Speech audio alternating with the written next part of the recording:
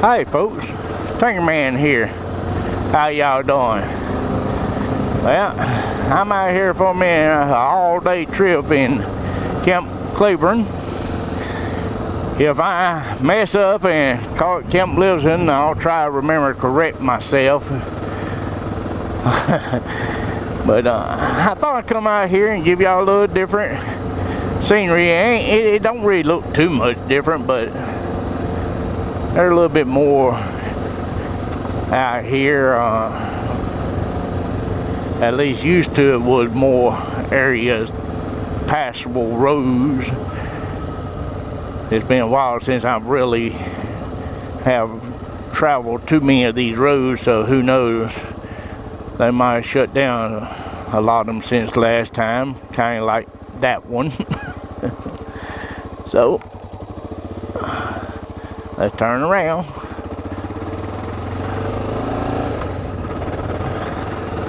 But my wife's grandfather, he was stationed out here, like I told y'all on the last video.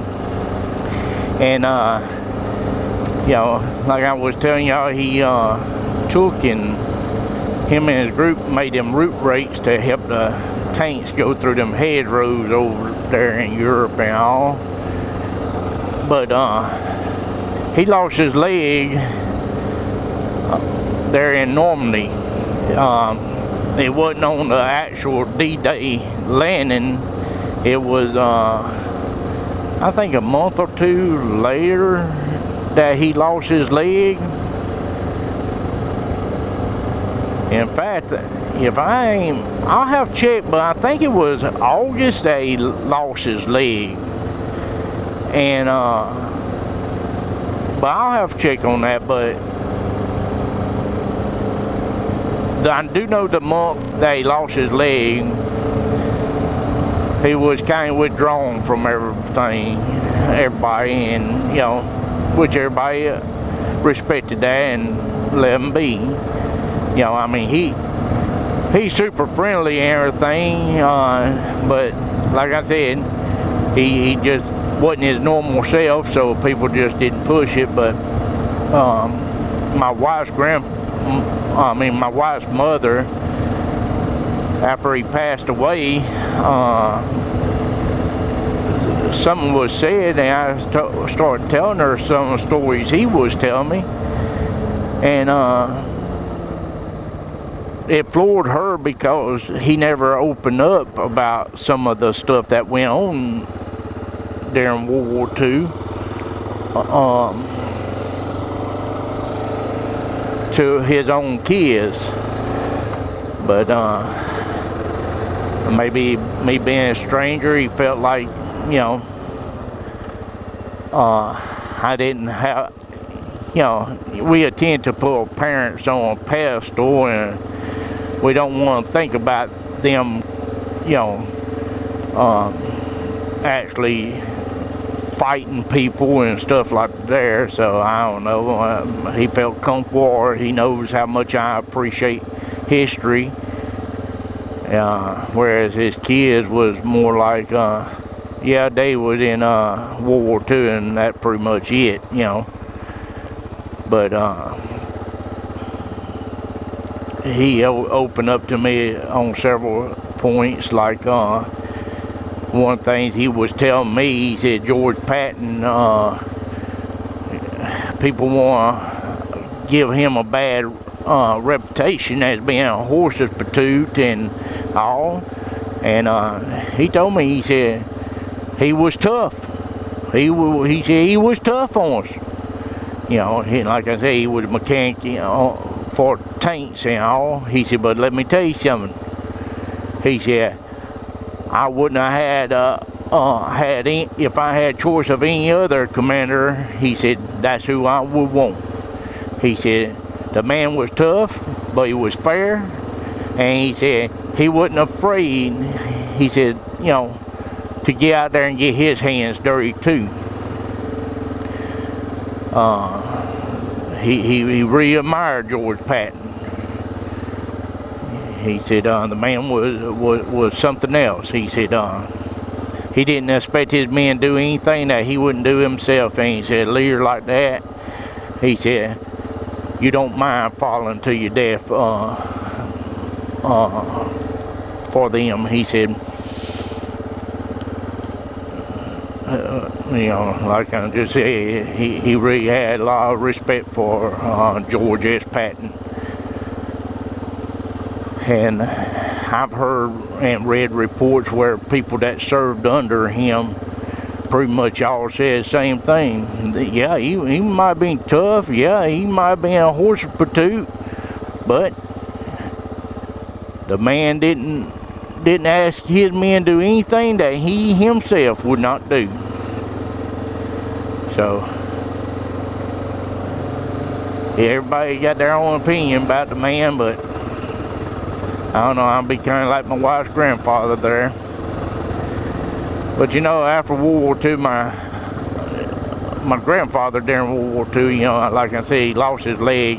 He stepped on a landmine in an area that was supposedly already cleared. But after World War II, the Army offered to pay for this, pay for that. I mean, let them get on disability, you know. And this man, and this is where my respect to this man goes, unlike a lot of people, he didn't accept it. The only thing he ever accepted from the U.S. government is a wood leg as he needed and stump socks. It's a thick sock to put over the leg. Well, we all know what I think about litter bugs. And the people that done that will say, I wonder why they gonna close that road down. Yeah, I wonder why. But anyhow, that's the only thing he would accept. They offer to buy him vehicles, all kinds of stuff, give him money. He wouldn't allow it. He got him a job for Louisiana Soil Conservation as a mechanic, and that's where he retired.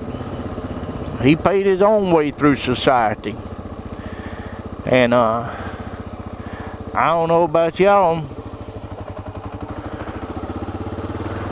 there's too many people today that wants a free ride, and here you are, this man, if anybody deserved it, would be him, but he refused it.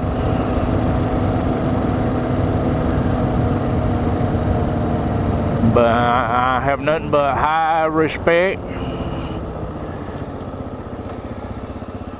for him and anybody like him. Like I know one guy, he's in a wheelchair, and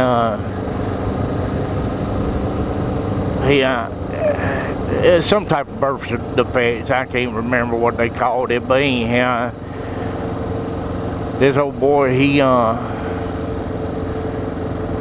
I should say that this gentleman, you know, he could receive all kinds of government aid and everything. Nope. He went, got him a college degree, and he now works. So, oh, there we go. I thought it was down this road. Like I said, I don't come out here. Well, in fact, it's been years since I've been out here, but I want to show y'all this. Here's a little bit of old buildings that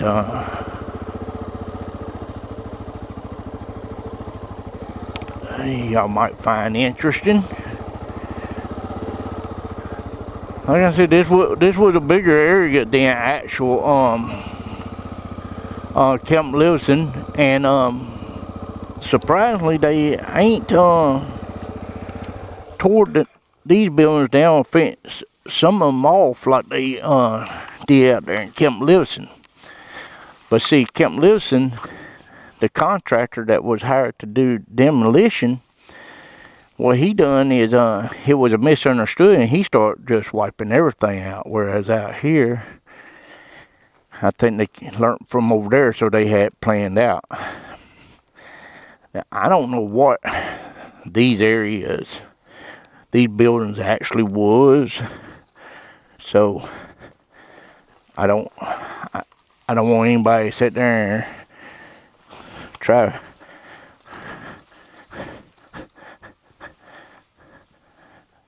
Like I said, I don't know if y'all can make it out in the dark, but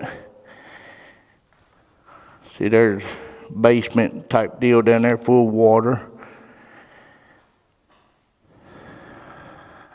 I tell you what, all the graffiti and everything, some cats can draw pretty good. But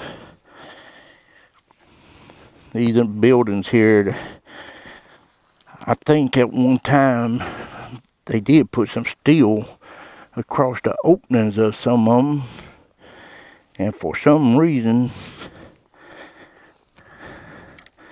some of it's gone. I don't know, maybe people tore them up, but I don't know if y'all gonna be able to make out through all the brush, the concrete walls and stuff, but hopefully you can.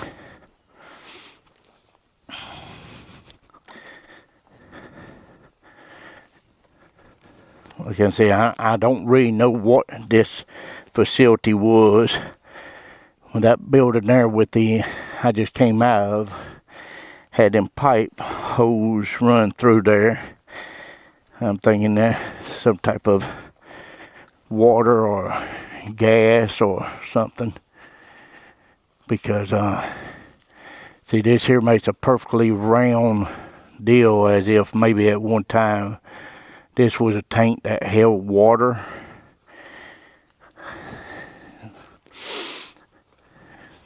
You know, I can't really say.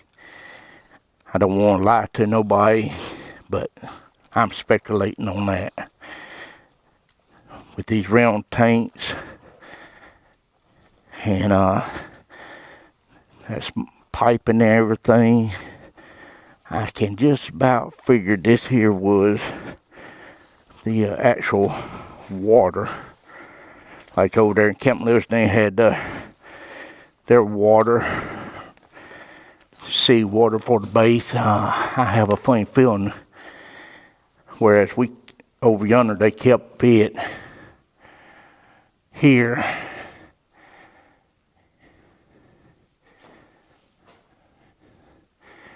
Here they just let go.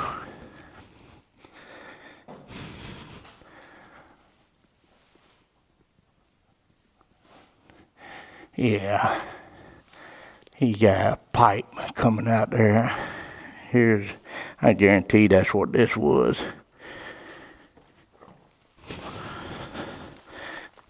That's where they got their water from.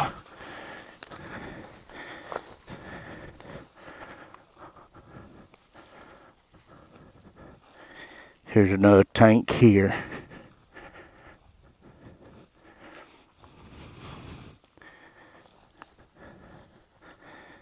Yeah, if this here is built like the Camp Claibourne deal, then I will confirm my expectation of, well, my, what's that fancy scientific word there? Come on, Ride Map, help me out.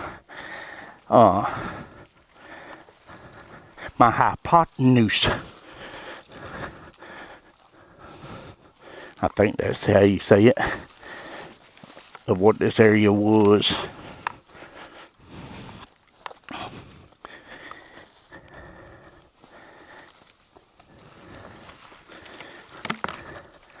You know, I bet you anything. Nothing like have a briar across the throat. Wake you up in the morning. Yeah.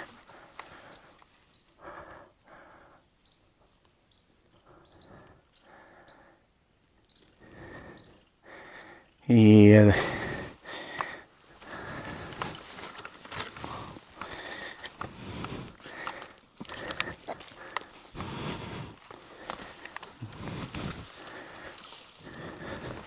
you know, vets like my wife's grandfather, like I said, talking with him and some of the others that's come out and Camp Claibourne. Well, come on now.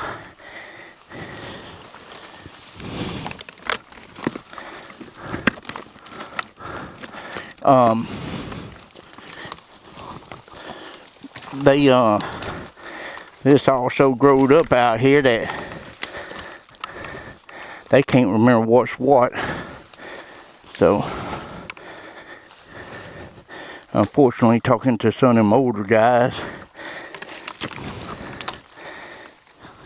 you do get a lot of misinformation.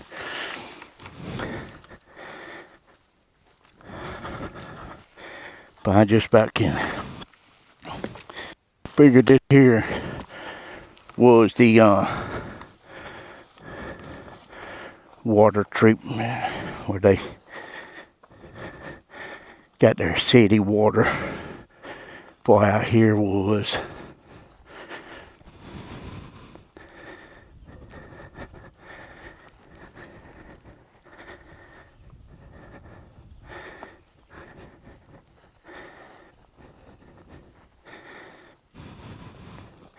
I figured since they were built all in the same area and time, if it was a sewage treatment area, it would be built more like Camp Claibourne.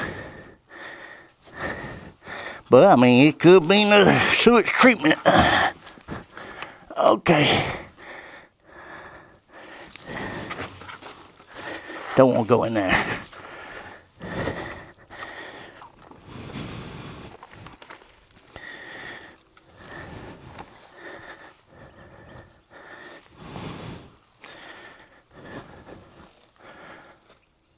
Yeah, concrete's starting to fall back there. I'll pass on going that one too. I'll save that for someone else to explore.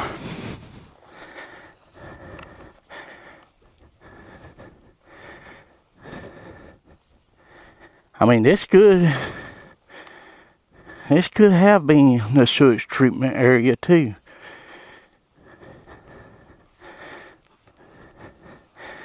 Because I ain't yet found the actual water filtration area, but I ain't finished yet, so alright.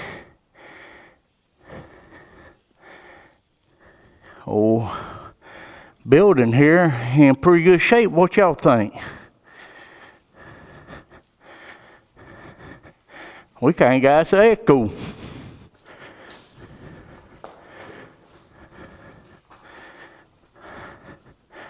Well, Hermit, if you watch this here, I think we might have found you a new rape shack. We could clean this floor up here and make this into a dance hall, y'all. Hang us a disco ball from the ceiling. Okay, I guess I'm showing my age with the disco ball. Well, look here. Someone made a beer can disco ball. That one's for a nest up. Well, if it was Pabst Blue Ribbon, that would be for nest up. Sorry about that, nest up. I don't want you to get your feelings hurt because I looked at natural light and thought of you. Old Nest Up, he did a video where he stopped in the backpack. He got some stuff. And that man crammed a big old case of beer in his backpack along with all kinds of other stuff. I was amazed at what all he was able to cram in that daggum pack. But what I found so funny about it, he left there and got down the road and ran out of gas because he forgot to get gas.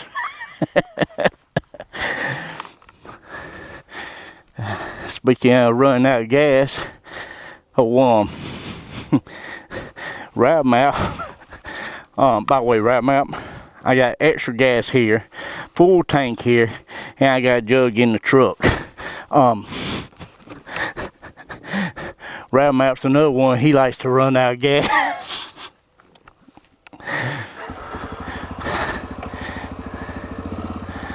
I just gotta give them guys a hard time. But like I said, I was sitting there and said, well, how big is that backpack of his? Good gracious, that man's cramming some beer in that thing.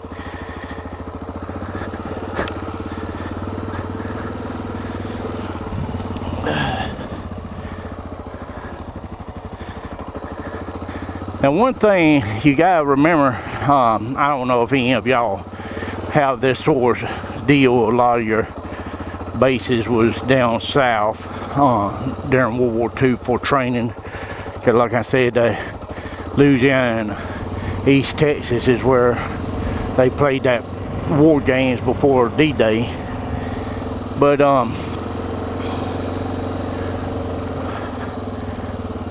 be careful of where you run, because you see these old concrete buildings and stuff, and you don't know what the forestry or government has tore down, and you'll stumble across reinforcement rods, steel connected concrete that just maybe a foot or 6 inches of the reinforcement rod still sticking out of the ground. So